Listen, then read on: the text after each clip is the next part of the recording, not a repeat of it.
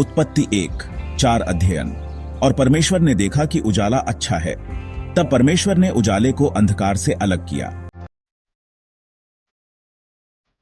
भौतिक और ब्रह्मांडीय परिप्रेक्ष्य।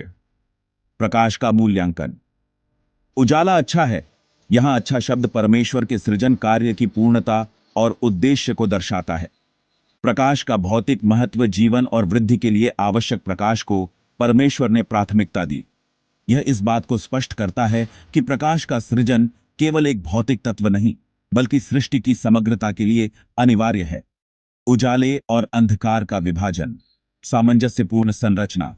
उजाले और अंधकार का पृथक्करण ईश्वर की योजना में क्रम और संतुलन की आवश्यकता को दर्शाता है। प्राकृतिक दिन रात की शुरुआत। यह पृथ्वी पर समय और चक्रों के परिचय का प्रारंभिक संकेत है। धर्म वैज्ञानिक दृष्टिकोण। ईश्वर का सृजन और मूल्यांकन। परमेश्वर ने न केवल सृजन किया, बल्कि उसका मूल्यांकन भी किया। अच्छा है कहना यह दर्शाता है कि ईश्वर का प्रत्येक कार्य सिद्ध और उद्देश्यपूर्ण होता है। सृष्टि में नैतिक और आध्यात्मिक गुण। अच्छा शब्द केवल भौतिक अर्थों तक सीमित नहीं है। यह नैतिक अच्छाई और ईश्वर की पवित्रता को भी प्रतिबिंबित करता है। उजाले और अंधकार का विभाजन। ईश्वर की प्रभुता। यह विभाजन दर्शाता है कि ईश्वर का अधिकार सभी चीजों पर है, चाहे वह प्रकाश हो या अंधकार। अराजकता पर विजय। अंधकार, जो उत्पत्ति 1:2 में अराजकता का प्रतीक है, अब ईश्वर की योजना के तहत नियंत्रण में है। पद की व्याख्या। अच्छा है और अलग किया। ईश्वर का नैतिक मूल्यांकन। अच्छा शब्द का महत्व। हिब्रू में टोव, टिवोब का अर्थ है संतोषजनक, उपयुक्त या उत्तम। यह दर्शाता है कि सृष्टि ईश्वर के उद्देश्य के अनुसार है। अलगाव की प्रक्रिया। व्यवस्था की शुरुआत।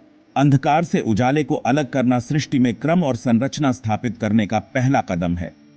प्रतीकात्मक अर्थ।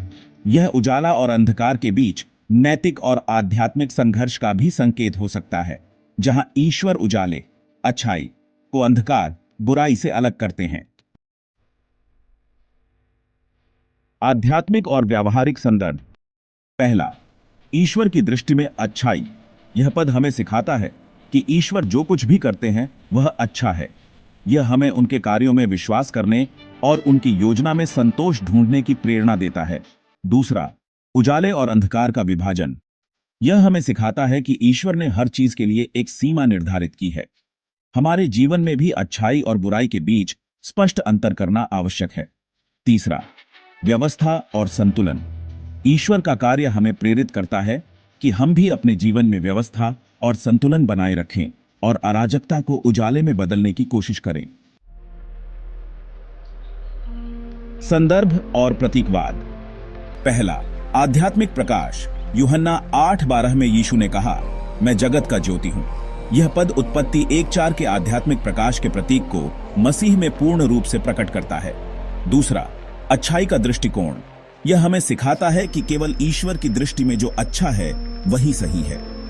हमारे नैतिक निर्णय ईश्वर के वचन पर आधारित होने चाहिए। तीसरा, अंधकार से मुक्त होना। ईश्वर ने अंधकार से उजाले को अलग किया। यह हमारे जीवन में भी बुराई और अच्छाई के बीच एक स्पष्ट अंतर करने की प्रेरणा देता है। निष्कर्ष। उत्पत्ति 1:4 यह स्पष्ट करता है कि ईश्वर केवल सृष्टिकर्ता नहीं है, बल्कि वह प्रत्येक सृजन को परखने और उसे उद्देश्यपूर्ण बनाने वाले भी हैं। यह पद हमें जीवन में ईश्वर की योजना के प्रति आभार व्यक्त करने और उनके मार्गदर्शन में उजाले में चलने के लिए प्रेरित करता है।